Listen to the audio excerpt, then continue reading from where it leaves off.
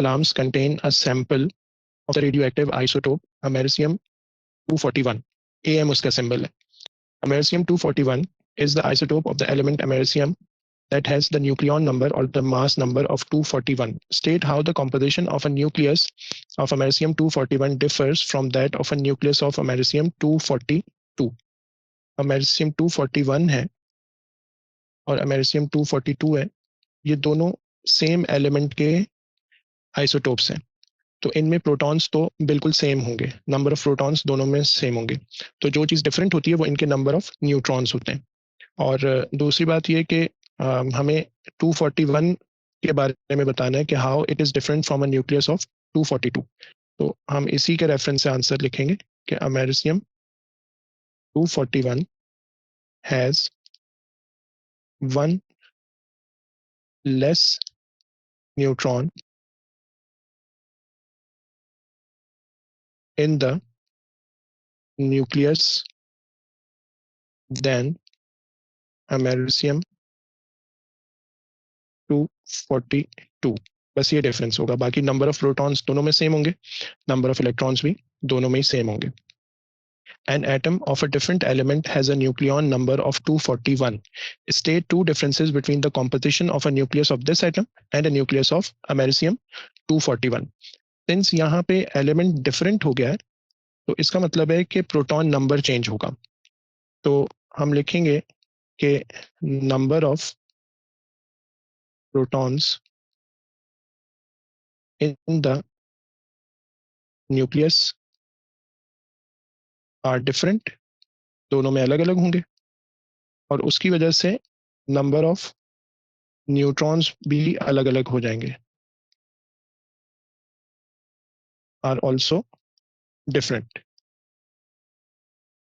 In the nucleus. Okay. अच्छा, अब electrons की हम यहाँ पे बात नहीं करेंगे, क्योंकि हमें जो डिफरेंस बताना है वो कॉम्पोजिशन ऑफ न्यूक्लियस का बताना है. तो हम अपने आप को सिर्फ न्यूक्लियस की कॉम्पोजिशन की लिमिट्स में ही रखते हुए आंसर यहाँ पे लिख रहे हैं. इलेक्ट्रॉन्स की बात अगर कोई करेगा तो वो फिर एक्स्ट्रा बात होगी, क्योंकि इलेक्ट्रॉन न्यूक्लियस का पार्ट नहीं होता. अमेरिसियम 241 decays to an isotope of neptunium Np by alpha particle emission. Complete this equation for the decay. 3 marks की है. सबसे पहले हम अल्फा के लिए डिटेल्स लिख देते हैं. अल्फा का जो मास नंबर होता है वो 4 होता है और चार्ज नंबर 2 होता है. तो 93 और ये 2 ऐड होके अमेरिसियम के लिए प्रोटॉन नंबर बना देंगे 95. मास नंबर देख लेते हैं. 241 में से ये 4 अल्फा पार्टिकल के साथ अलग हो गया, तो 241 में से 4 को सब्ट्रैक्ट कर देते हैं, तो इसके पास जो मास नंबर बचेगा वो 237 होगा. तो इस तरह अगर हमने ये चारों नंबर्स करेक्ट लिखे हैं तो फिर हमें 3 मार्क्स अवार्ड हो जाएंगे. One reason for using an isotope that emits alpha particle in a detector is that alpha particles are more strongly ionizing than beta particles. Explain why alpha particles are more strongly ionizing than beta particle. Heavier होते हैं तो इनकी kinetic energy भी ज्यादा होती है और इनका चार्ज भी +2 होता है, ज्यादा डबल चार्ज होता है. Okay.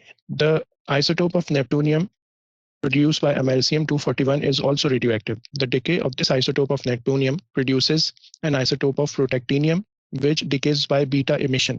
Beta particles are more penetrating than alpha particles. The half-life of neptunium is longer than 2 million years. Using this information, explain the advantage of this long half-life for the use and safe disposal of a household smoke alarm. अब अमेरिसियम जो है ना वो हम smoke alarm में use कर रहे हैं. अच्छा, उससे एक नेप्टूनियम का आइसोटोप बन रहा है, वो अगेन एक रेडियो एक्टिव आइसोटोप है, लेकिन वो बीटा पार्टिकल्स इमिट कर रहा है और वो तकरीबन 2 मिलियन ईयर्स तक बीटा पार्टिकल्स इमिट करता रहेगा. अब ये जो इतनी लॉन्ग हाफ लाइफ होती है ना, इसका मतलब है कि ये इसकी जो काउंट पर सेकंड या काउंट पर मिनट होगा या जो भी एक्टिविटी होगी वो बहुत स्मॉल होगी, बहुत लेस होगी. और इतनी स्मॉल जो भी एक्टिविटी है वो ह्यूमंस के लिए कोई बहुत ज्यादा डेंजरस नहीं होती, तो वो टॉलरेबल होती है. तो हम इन्हीं 2 बातों को लिखेंगे कि it has lower activity,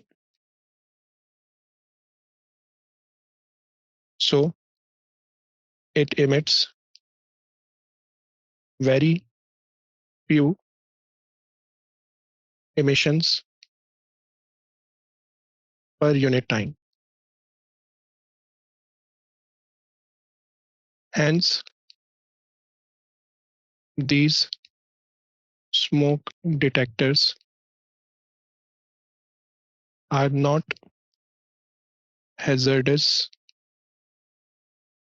to humans. अगर इनकी एक्टिविटी बहुत ज़्यादा होती, एमिशंस पर यूनिट टाइम बहुत ज़्यादा होते, तो फिर जाहिर सी बात है ये ह्यूमंस के लिए भी ज़्यादा डेंजरस होते, और फिर इनको डिस्पोज ऑफ करना और इनको सेफली रिमूव करना, इसके लिए कुछ ना कुछ अरेंजमेंट करना पड़ता है या उस एलिमेंट को ही चेंज करना पड़ता है जो स्मोक अलार्म में यूज हो रहा होता है.